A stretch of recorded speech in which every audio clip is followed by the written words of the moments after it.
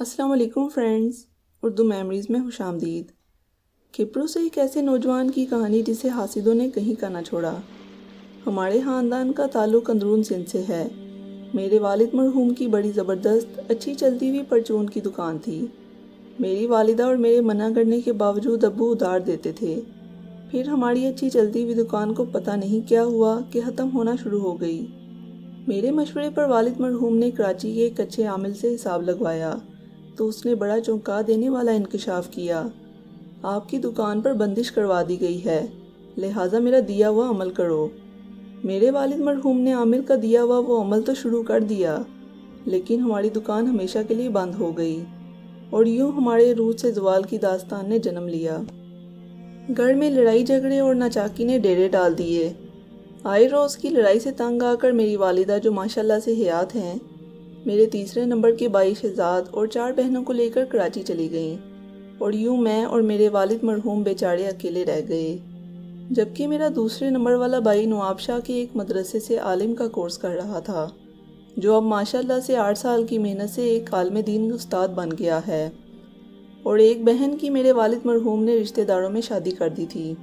ہمارا کھپرو والا گھر صرف 30 لاکھ میں بک گیا اور یوں اپنوں کی سازشوں اور غیروں کے کرائے گئے کالے جادو نے ہمارا ہنستا بستا گھر اجاڑ ڈالا۔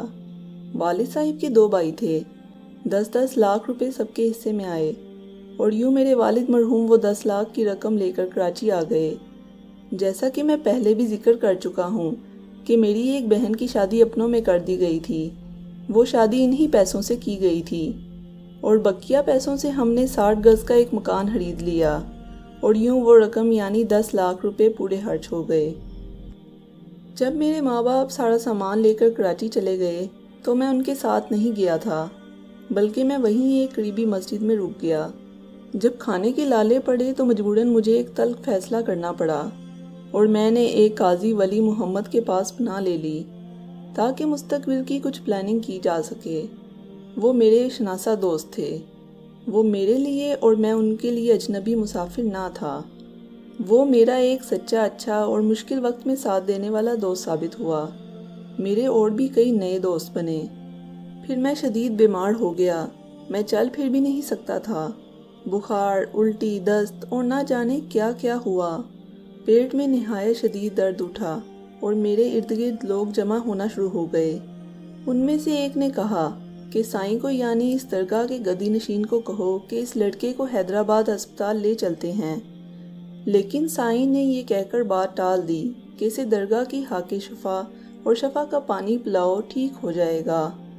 رب کو میری زندگی منظور تھی اور یوں میں خاک شفا اور شفا والے پانی کو نگل کر درگاہ کی مسجد میں سو گیا۔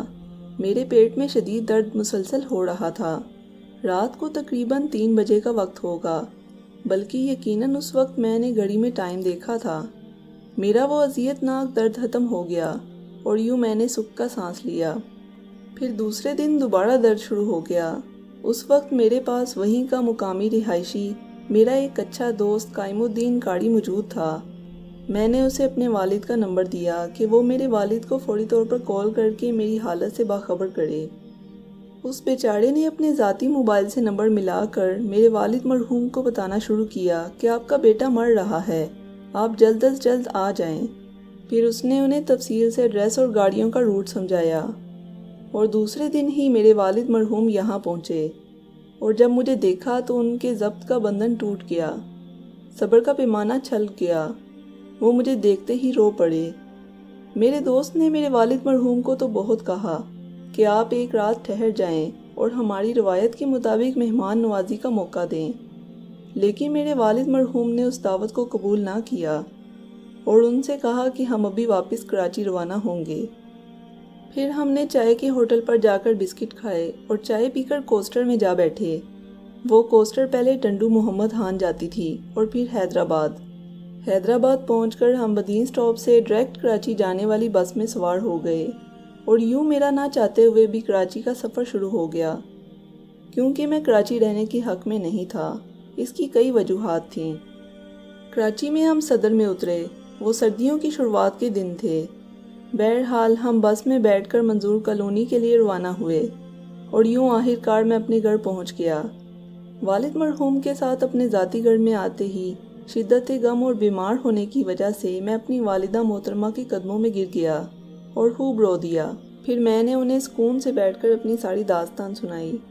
شروع میں یہاں کراچی میں میرا دل بالکل بھی نہیں لگا، لیکن آہستہ آہستہ غیر محسوس انداز میں یہاں سیٹ ہوتا چلا گیا اور یوں میرے شب و روز کراچی کی ایک پسماندہ علاقے منظور کالونی میں بسر ہونے لگے۔ یہاں آ کر میں ٹھیک تو ہو گیا، لیکن مجھ سے چھوٹے بہن بھائی جو صرف نام کے ہیں مجھ سے نہ جانے دل میں نفرت رکھنے لگے۔ لیکن میرے ذہن میں یہ تھا کہ میرے والد مرحوم مجھے کراچی میں روزگار کرنے کے مقصد سے لائے تھے اور میں کام پر لگا بھی، پسند کی چیز خریدی، لیکن حاسدوں نے اپنا کام دکھانا شروع کر دیا اور یوں میں ڈپریشن کا شکار ہوتا چلا گیا۔ میں پیٹ کی سیدھی طرف کی آنت پھولنے کے موذی جان لیوا مرض میں مبتلا ہو گیا اور اب نیند کی گولیاں کھا کر رات کو مصنوعی نیند لیتا ہوں اور میرا آپریشن بھی 2 مہینے پہلے ہو چکا ہے۔ بے روزگار بھی ہوں کیونکہ ڈاکٹر نے زیادہ وزن اٹھانے سے سختی سے منع کر دیا تھا۔ قرض دار مقروض بھی ہوں لوگوں کا اور یتیم بھی، بے بس لاچار، بے یار و مددگار مجبور بھی ہوں، اور سب سے افسوسناک اور خاص بات یہ ہے کہ 30-31 سال کی عمر کا ہونے کے باوجود کنواڑا ہوں۔ ظاہر سی بات ہے، جب تک تندرستی، صحت یابی، شفا نہیں مل جاتی اور روزگار لگ کر کمانے نہیں لگ جاتا تو کون پاگل ہے جو مجھ جیسے غریب کو اپنی بیٹی دے گا؟ کوئی نہیں، بلکہ اب تو امید ہی چھوٹتی چلی جا رہی ہے اور اب بقیہ زندگی کے دن یوں ہی بیکاری میں ضائع ہو رہے ہیں۔ بیچاری میری والدہ محترمہ اب بھی میری شادی کے ارمان لیے بیٹھی ہیں۔